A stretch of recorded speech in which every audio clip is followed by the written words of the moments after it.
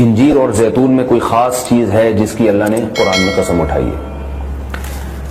اللہ تعالیٰ کی عادت ہے کہ کبھی بھی اپنے پیغمبروں کی خوراک وہ چیز نہیں بناتے جو صحت کے لیے نقصان دہ ہو، اور قرآن میں ایسی چیز کا تذکرہ نہیں کرتے بطور نعمت کے جو صحت کے لیے نقصان دہ ہو۔ تو اس یقیناً انجیر اور زیتون میں کوئی اضافی چیزیں ہیں کہ اللہ نے قرآن میں انار کا بھی ذکر کیا، اللہ نے انگور کا بھی ذکر کیا، مگر میرے علم میں ایسی کوئی آیت نہیں جس میں انار یا انگور کی قسم اٹھائی ہو۔ یہ بھی یقیناً بہت بہترین پھل ہیں، لیکن انجیر اور زیتون کی اللہ قسم اٹھا رہے ہیں کہ یہ گواہ ہے کہ انسان بہت بہترین ہے۔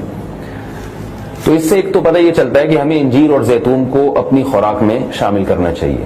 آج کل کیا کھایا جا رہا ہے؟ چائے پی جا رہی ہے، گٹکے کھا رہے ہیں لوگ، پان کھا رہے ہیں، الٹی الٹی چیزیں، بازار سے بنی ہوئی چیزیں، دودھ پیک خرید کے پی رہے ہیں جس کے دودھ ہونے پہ ہی شبہ ہے کہ پتہ نہیں یہ دودھ ہے بھی یا نہیں، اور ایک سوچی سمجھی سازش کے تحت بازاری چیزوں کو پروموٹ کیا جا رہا ہے، اس پہ اشتہار بازی پہ خرچہ کیا جا رہا ہے، ڈاکٹروں کو باقاعدہ خریدا جاتا ہے اور وہ جعلی چیزوں کے فضائل لوگوں کو سناتے ہیں۔ لوگ یہ سمجھتے ہیں کہ ڈاکٹروں میں 2 نمبری ہو ہی نہیں سکتی، یہ غلط ہے۔ بہت سارے ڈاکٹر لوگوں کو بہت ساری غلط چیزوں پہ لگا رہے ہیں۔ تو یہ بازار کی چیزوں سے آپ اجتناب کریں، اور وہ چیزیں جو اللہ نے انسان کی خوراک کا حصہ نہیں رکھی ہیں، سگریٹ اللہ نے انسان کے پینے کے لیے پیدا نہیں کی ہے، ہیروئن، چرس، یہ سب نشے کی چیزیں ہیں جو ہمارے مذہب میں ویسے ہی حرام ہیں، تو ان سے اجتناب کرنا چاہیے۔ انجیر اور زیتون کے کیا فضائل ہیں؟ میڈیکل سائنس نے ثابت کیا ہے، اور حکیم جو ہیں، ماہر حکیم ہیں، طبیب ہیں، وہ بتاتے ہیں کہ یہ 2 ایسی چیزیں ہیں جو انتہائی طاقتور ہیں، لیکن ان میں کمال یہ ہے کہ یہ آپ کے جسم میں چربی نہیں پیدا کرتی اگر اعتدال سے ان کا استعمال کیا جائے۔ ہم دیکھتے ہیں کہ جب بھی کوئی چیز بہت زیادہ انرجی دیتی ہے ہمیں، تو ساتھ ساتھ ایک اس کے ساتھ مصیبت یہ ہوتی ہے کہ وہ موٹاپا بھی لاتی ہے، وہ چربی بھی بڑھاتی ہے، وزن بھی بڑھاتی ہے۔ لیکن انجیر بہت طاقتور چیز ہے، نہ صرف یہ کہ آپ کے جسم میں چربی بڑھاتی نہیں ہے بلکہ چربی کو ختم کرتی ہے، کولیسٹرول لیول آپ کا گراتی ہے۔ یہ زیتون میں بھی ایسا ہی ہے کہ زیتون آپ کی صحت کے لیے انتہائی مفید اور بہت طاقتور ہے، اور کولیسٹرول لیول آپ کا کم کرتا ہے، لیکن یہ ضروری ہے کہ اعتدال سے ہو۔ اگر آپ بہت زیادہ کھانا شروع کر دیں گے تو پھر زیتون بھی چربی پیدا کرتا ہے، ظاہر ہے اعتدال تو ہر چیز میں ضروری ہے۔ اور کچھ چیزیں ایسی ہیں انجیر اور زیتون میں جو میڈیکل سائنس کہتی ہے کہ انجیر پیٹ کے کیڑوں کو ختم کرتی ہے، انجیر قبض کو ختم کرتی ہے، قبض کا سب سے بہترین علاج ہی انجیر ہے۔ لوگ اس طرف توجہ نہیں دیتے، دوائیں کھاتے ہیں، ایلوپیتھک دوائیں کھاتے ہیں، اس کے سائیڈ افیکٹ بہت سارے ہوتے ہیں۔ تو اگر ہم اپنی خوراک میں روزانہ کچھ نہ کچھ انجیر کا استعمال رکھیں تو بہت ساری بیماریوں سے انشاءاللہ ہماری حفاظت ہو جائے گی۔ انجیر میں خاص بات یہ بھی ہے کہ یہ خون پیدا کرتی ہے، صالح خون جسم میں بناتی ہے، لیکن انجیر کے استعمال کا طریقہ یہ ہے کہ اس کو بہت زیادہ چبا کے کھانا چاہیے اچھی طرح۔ زیتون میں بھی اللہ نے بہت کچھ رکھا ہے، قرآن مجید میں اللہ تعالیٰ نے زیتون کی الگ سے بھی فضیلت بیان کی ہے۔ فرمایا کہ اللہ نے اپنے نور کی مثال دی ہے قرآن میں، اللہ نور السماوات والارض مثل نورہ کمشکات فیہا مصباح المصباح فی زجاجہ الزجاجۃ کأنہا کوکب دری یوقد من شجرۃ مبارکۃ زیتونۃ لا شرقیۃ ولا غربیہ۔ اللہ نے فرمایا کہ میری مثال اس نور کی ہے، یعنی ہدایت کی ہے، کہ جیسے کسی اندھیرے میں کوئی چراغ رکھا ہو۔ اب اس چراغ میں اللہ نے مثال کس دی ہے؟ یعنی زیتون کی دی ہے، کہ وہ چراغ جس کو زیتون کے تیل سے جلایا جا رہا ہو، یعنی ایسے تیل سے جو مبارک درخت سے نکالا گیا ہو۔ تو اللہ نے وہاں بھی قرآن مجید میں سورہ نور میں بھی زیتون کے درخت کو اللہ نے مبارک درخت کہا ہے۔ ایک اور مقام پہ قرآن مجید نے زیتون کی تعریف کی ہے، فرمایا کہ وَشَجَرَةً تَخْرُجُ مِن طُورِ سَيْنَاءَ تَنبُتُ بِالدُّهْنِ وَالصِّبْغِ لِلْآكِلِينَ۔ اللہ وہ ذات ہے جس نے ایسا درخت پیدا کیا جو طور سینا میں پیدا ہوتا ہے، یعنی کوہ طور میں پیدا ہوتا ہے وہ درخت، اور تنبت بالدہن جو تیل لے کر پیدا ہوتا ہے، اور صبغ للآکلین کھانے والوں کے لیے سالن کا کام دیتا ہے، یعنی لوگ روٹی اس تیل سے لگا کے کھاتے ہیں، سالن کا کام دیتا ہے وہ۔ تو اب یہاں مناسبت دیکھیں کہ اللہ نے زیتون کا اس آیت میں ذکر کیا اور ساتھ ساتھ بتایا کہ یہ وہ زیتون ہے جو کوہ طور پہ پیدا ہوتا ہے، اور کوہ طور ویسے ہی ایک ایسی جگہ ہے جہاں اللہ نے لوگوں کی ہدایت کے لیے وحی کو نازل کیا۔ تو پتہ یہ چلا کہ زیتون میں جہاں جسمانی فوائد ہیں وہاں کچھ روحانی فوائد بھی ہیں، کیونکہ اللہ نے اس کو مقدس جگہ پہ پیدا کیا ہے، اور وہاں کا تذکرہ اللہ نے کوہ طور کا تذکرہ اس کے ساتھ ساتھ کیا ہے۔ اور اس آیت میں بھی ایسا ہی ہے، جہاں اللہ نے زیتون کا ذکر کیا آگے فوراً وطور سینا، کوہ طور کی اللہ نے قسم اٹھائی ہے. تو اس سے پتہ چلتا ہے کہ زیتون میں جہاں جسمانی فوائد ہیں کچھ روحانی فوائد بھی ہیں. روحانی کا مطلب یہ کہ اس کے کھانے سے عین ممکن ہے کہ آپ کی کچھ روحانی ترقی بھی ہو، شاید اللہ کی محبت میں اضافہ ہو، گناہوں سے نفرت پیدا ہو، یا اس سے جسم میں کوئی ایسی تبدیلی آتی. میں کوئی یقینی بات نہیں کر رہا، لیکن قرآن میں اس طرف اشارہ ملتا ہے. اس سے ہمیں کیا پتہ چلتا ہے کہ یہ جو ہم مختلف قسم کے کوکنگ آئل استعمال کر رہے ہیں، ان سے آہستہ آہستہ اپنی جان چھڑانی چاہیے اور نیچرل چیزوں پہ آنا چاہیے. ایک آپ کو میں ایک تحقیق یہ بھی بتاتا ہوں کہ میڈیکل سائنس یہ کہتی ہے کہ یہ جو کولیسٹرول ہے نا اور جو چربی ہے یہ دیسی گھی سے نہیں پیدا ہوتی. یہ ہم جو آرٹیفیشل آئل استعمال کر رہے ہیں، جو پتہ نہیں کیا کیا ملایا جاتا ہے، اس سے نقصان ہوتا ہے، جبکہ لوگ دیسی گھی سے اجتناب کرتے ہیں. اگرچہ بھی میرا موضوع دیسی گھی نہیں ہے، میں صرف یہ بتانے کے لیے کہ جو قدرتی چیزیں ہیں وہ آپ کی صحت کے لیے نقصان دہ نہیں ہیں. آپ کھانے میں اگر زیتون نہیں استعمال کر سکتے تو دیسی گھی استعمال کرنا شروع کر دیں، تو انشاءاللہ اس سے بھی جو بہت ساری بیماریاں ہارٹ کی اور بلڈ پریشر کی اور پتہ نہیں کیا کیا بیماریاں پیدا ہو رہی ہیں اس میں بھی انشاءاللہ کمی آئے گی. اور یہ بھی ہمیں اس آیت سے سبق ملتا ہے کہ آپ قرآن مجید کا معجزہ دیکھیں. ابھی چند دن پہلے کسی حکیم کے توسط سے مجھے پتا چلا، انہوں نے مجھے بتایا کہ میں نے پوچھا کہ بھئی انجیر اور زیتون، انجیر کھانے کا سب سے بہترین طریقہ کیا ہے؟ تو ان حکیم صاحب نے بتایا کہ آپ انجیر کو زیتون میں ڈبو کے استعمال کریں، یعنی انجیر کے ٹکڑے کریں اور 2-3 چمچے زیتون کپ میں ڈالیں اور اس میں انجیر کے ٹکڑے کر کے ڈبو دیں آپ اس میں، اور رات کو آپ ڈبو دیں اور صبح اس کو استعمال کر لیں، وہ زیتون بھی کھا لیں ساتھ میں. تو اس وقت میرا ذہن اس طرف نہیں گیا. آج جب میں یہ اس آیت کا درس دے رہا تھا تو مجھے خیال آیا کہ یہ تو اللہ نے خود قرآن میں دونوں کا ساتھ ذکر کیا ہے. حکیم تو آج کہہ رہے ہیں 1400 سال کے بعد کہ ان دونوں کا ملاپ بہت بہترین ہے صحت کے لیے. تو قرآن میں اللہ نے کیسے دونوں کا ساتھ ساتھ تذکرہ کیا ہے؟ تو یہ عجیب اتفاق ہے اور بلکہ قرآن کی بلاغت ہے اور قرآن کا ایک قسم کا معجزہ ہے کہ آج بہت ساری چیزیں جن کی تحقیق ہو رہی ہیں وہ قرآن میں اللہ تعالیٰ نے ان کے اشارے پہلے سے دے دیے ہیں. انجیر اگر آپ زیتون میں ڈبو کے استعمال کرتے ہیں تو اس کے کیا فوائد ہیں؟ ایک فائدہ تو یہ ہے کہ انجیر کو چبانا آسان ہو جاتا ہے، ورنہ انجیر بہت سخت چیز ہوتی ہے، اس کا چبانا آپ کے لیے مشکل ہے. جب آپ اس کو زیتون میں ڈبو دیں گے، آپ صبح جب کھائیں گے تو آپ کو پتہ چلے گا کہ وہ نرم ہو گئی ہے، اس کا کھانا آسان ہے. اور دوسرا فائدہ یہ کہ اس سے زیتون کا کھانا بھی آسان ہو جاتا ہے. آپ اگر زیتون ویسے ہی چمچہ بھر کے پیئیں گے تو جو لوگ زیتون کے عادی نہیں ہیں ان کے لیے مشکل ہے اس طرح سے پینا، وہ ٹیسٹ گین ہوتے ہوتے کافی ٹائم لگتا ہے. جب آپ انجیر کو زیتون میں ڈبو دیں گے تو کیا ہوگا کہ وہ کافی حد تک تیل جو ہے وہ انجیر اس کا جذب کر لے گا. پھر جب آپ استعمال کریں گے تو وہ تیل کا استعمال بھی ہوگا، مگر وہ تیل کی ایک خاص قسم کی جو ایک مہک ہوتی ہے جس سے بعض لوگ جس کو پسند نہیں کرتے، تو اس مہک سے بھی آپ کی جان چھوٹ جائے گی اور آپ وہ آسانی سے کھا سکیں گے. دوسرا فائدہ اس کا یہ ہوتا ہے کہ یہ جو کمبینیشن ہے انجیر اور زیتون کا، کچھ فائدے انجیر میں ہیں جو زیتون میں نہیں، کچھ فائدے زیتون میں ہیں جو انجیر میں نہیں. تو یہ کمبینیشن ایسا ہوتا ہے کہ آپ کو ایک صحت کے لیے ایک بہترین ٹونک مل جاتا ہے، کولیسٹرول لیول آپ کا کم ہو جاتا ہے، قبض آپ کا ختم ہو جاتا ہے. یعنی اطباء یہ کہتے ہیں کہ یہ 2 آتشہ بن جاتا ہے. یعنی انجیر کا فائدہ بھی ڈبل ہو جاتا ہے اور زیتون کا فائدہ بھی اس سے ڈبل ہو جاتا ہے. تو جب اللہ نے قرآن مجید میں ایک چیز کا بہت اہتمام سے تذکرہ کیا ہے تو ہمیں اس کو استعمال میں لانا چاہیے. میں نے عربوں کو دیکھا ہے وہ بہت زیادہ انجیر اور زیتون کا استعمال کرتے ہیں، مگر ہمارے ہاں صبح صبح لوگ جیم کا استعمال کر لیں گے، شہد نہیں استعمال کرتے، اور بچوں کو ٹافیاں کھلا دیں گے، انجیر نہیں کھلائیں گے کبھی بھی. میں اپنے والد صاحب کو دیکھتا تھا، وہ ہمیں انجیر لا کے دیا کرتے تھے، ہم کھاتے تھے اس کو شوق سے، والد صاحب خود بھی استعمال کرتے تھے. تو والدین کو چاہیے کہ بچوں کو ان چیزوں پہ ڈالیں. میٹھا کھانے کا بچوں کو شوق ہوتا ہے تو آپ ٹافی یا چاکلیٹ کے بجائے آپ ان کو انجیر کھلا دیں، آپ ان کو کوئی ایسے پھل فروٹ کھلا دیں، شہد کھلا دیں. تو ان چیزوں پہ لانا چاہیے کیونکہ اللہ تعالیٰ نے صحت کی حفاظت کا بھی ہمیں حکم دیا ہے، قرآن و سنت میں اس کا بہت تاکید سے حکم ہے. خوب سمجھ لو. بعض دفعہ ایسا بھی ہوتا ہے کہ آپ سحری میں پانی پینا بھول گئے اور پتہ چلا سحری کا وقت ختم ہو گیا. اوبے یار پانی تو پیا ہی نہیں ہے، اوئے ہوئے ہوئے. ایسا ہوتا ہے. کوئی بات نہیں، اب گیا، ٹھیک ہے نا. یہ کوئی شرعی عذر نہیں ہے. اور کھایا بھی دیسی گھی تھا آپ نے. دیسی گھی سحری میں کھاؤ گے فوراً پیاس لگنا شروع ہو جاتی. تو اب جو بھی ہونا تھا وہ کیا ہو گیا؟ ہو گیا. اب پیاس بہت لگے گی، سارا دن کیسے گزاروں گا، اف ٹینشن میں. او بھائی اس کی بیس پہ آپ کو روزہ توڑنے کی اجازت بولو نہیں ہے. سحری میں آنکھ ہی نہیں کھلی. ہمارا ترکی میں کیا حال ہوا، آنسو نکلتے نکلتے رہ گئے. کیونکہ ترکی میں ایک تو شہر ہے استنبول. استنبول میں تو بڑے بڑے ہوٹل ہیں، وہاں آپ جاؤ ترکوں کی ڈشیں، گوشت ملتا ہے آپ کو کھانے میں، کچھ کسی حد تک روٹی بھی مل جاتی ہے, اگرچہ یہ والی روٹیاں نہیں, لیکن بہرحال روٹی ٹائپ کی چیزیں ہوتی ہیں, گزارا ہو جاتا ہے.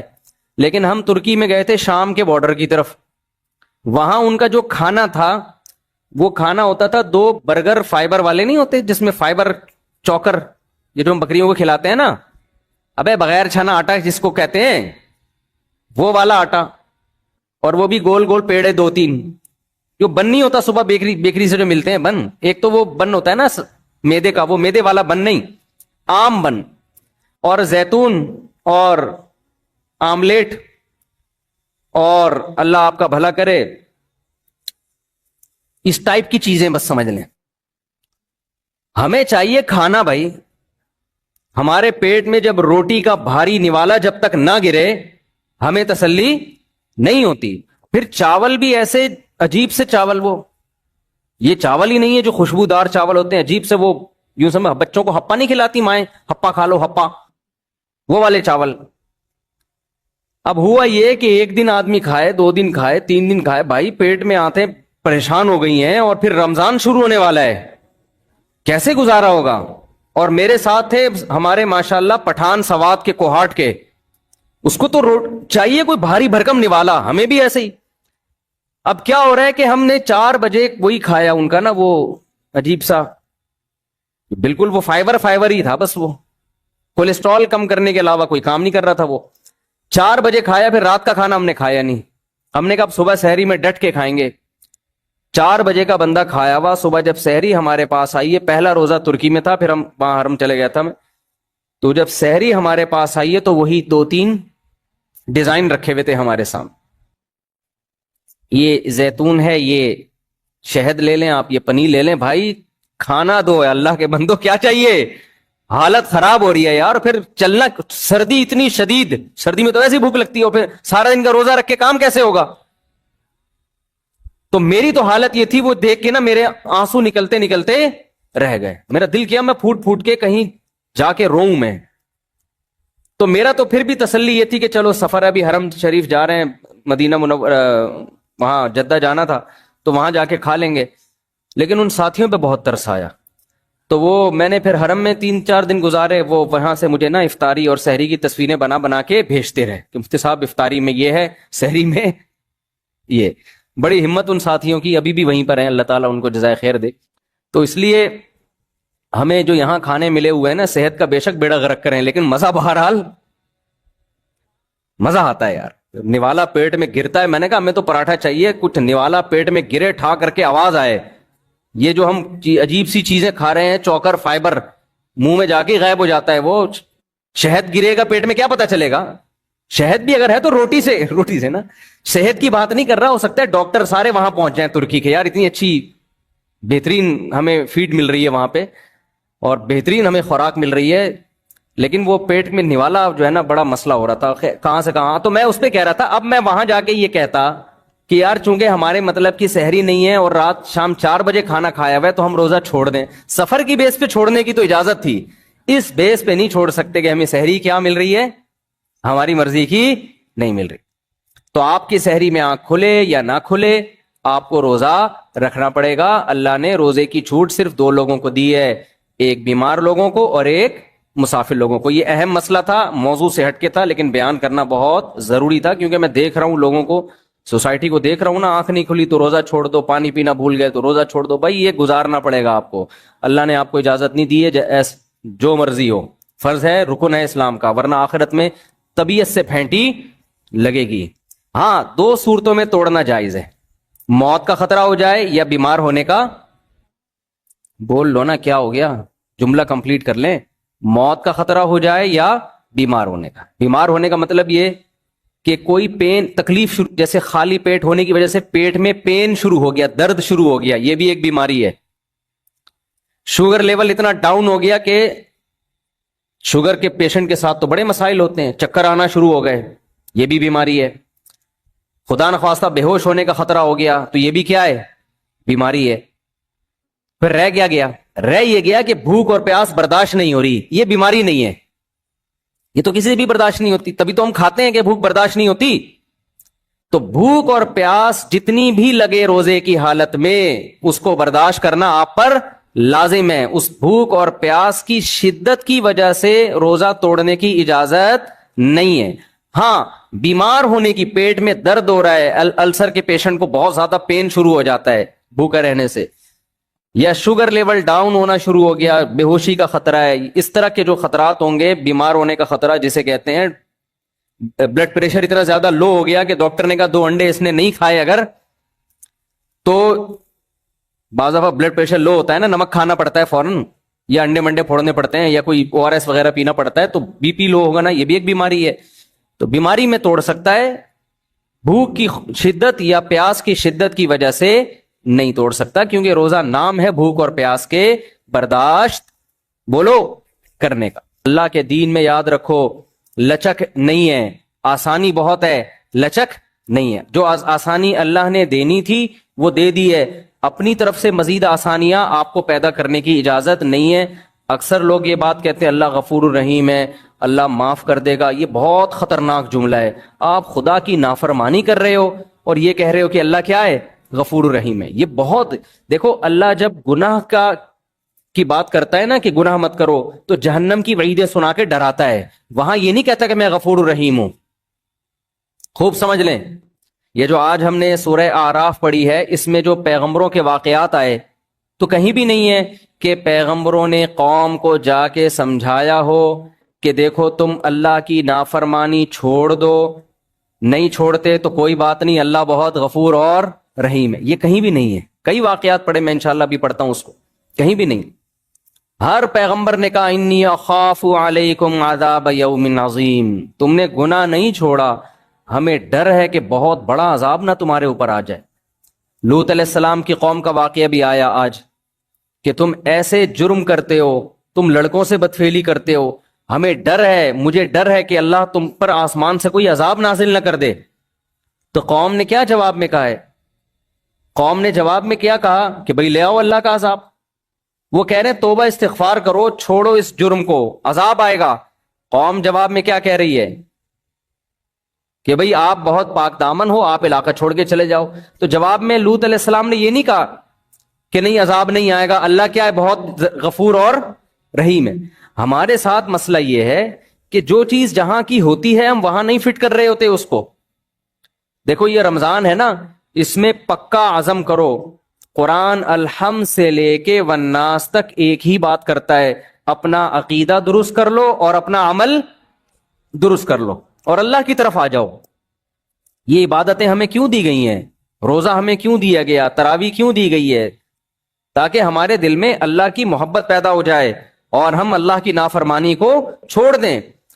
جتنی ڈسکشن پیغمبروں کی قوموں کے ساتھ ہوئی ہے وہ ساری آج کے حالات پہ منطبق ہوتی ہے. وہ سمجھا رہے ہیں گناہ چھوڑو, گناہ چھوڑو, گناہ چھوڑو ورنہ عذاب آئے گا, عذاب آئے گا, عذاب آئے گا. اور آج آپ دیکھو جب کسی سے بات کرو گناہ چھوڑو عذاب آئے گا, وہ کہے گا بھئی اللہ غفور رحیم ہے, اللہ معاف کرنے والا, تو کون ہوتا ہے؟ فوراً جواب میں کیا کہے گا, تو کون ہوتا ہے بھائی بات کرنے والا؟ اللہ ہے, میں جانوں, اللہ جانے, تو کون ہوتا ہے؟ بہت خطرناک جملہ ہے, بہت ڈینجرس جملہ ہے. ڈرنا چاہیے ایسے موقع پہ. تو اللہ نے جو کہا نا کہ میں غفور الرحیم ہوں, کن لوگوں کے لیے کہا, وَمَن يَعْمَلْ سُوءًا أَوْ يَظْلِمْ نَفْسَهُ, قرآن کہتا ہے جو بھی گناہ کر بیٹھے گا یا اور کسی طرح سے اپنی جان پہ ظلم کر بیٹھے گا, ثُمَّ يَسْتَغْفِرِ اللَّهَ, اب اس کو خیال آ گیا کہ میں نے غلط کیا ہے.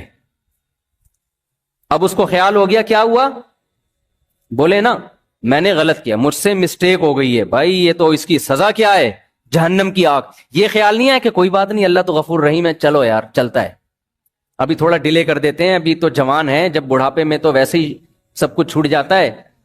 جب منہ میں دانت ہی نہیں رہیں گے تو سود چھوڑ دیں گے, کھانے کے لیے منہ میں دانت, ارے سود کھانے کے لیے بھی تو منہ میں دانت ہونے چاہیے نا, حرام کھانے کے لیے منہ میں دانت ہونے چاہیے. تو جب بوڑھے ہو جائیں گے تو منہ میں دانت رہیں گے ہی نہیں, تو توبہ کر لیں گے ہم. تو یہ نہیں ہے. قرآن کیا کہتا ہے, وَمَن يَعْمَلْ سُوءًا أَوْ يَظْلِمْ نَفْسَهُ, جس نے بھی اپنی جان پہ ظلم کیا, ثُمَّ يَسْتَغْفِرِ اللَّهُ, پھر اس کو خیال ہو گیا یار یہ میں غلط ٹریک پہ جا رہا ہوں. زنا کا راستہ صحیح راستہ ہے یا غلط راستہ ہے بتاؤ؟ شراب کا راستہ صحیح راستہ ہے یا غلط راستہ ہے؟ داڑھی کٹانے کا راستہ صحیح ہے یا داڑھی رکھنے کا راستہ صحیح ہے؟ ذرا بول دیں منہ سے کائنڈلی. رکھنے کا، یہ اللہ کے نبی کا حکم ہے بھائی. ماں باپ کی نافرمانی، ان کے سامنے بد کلامی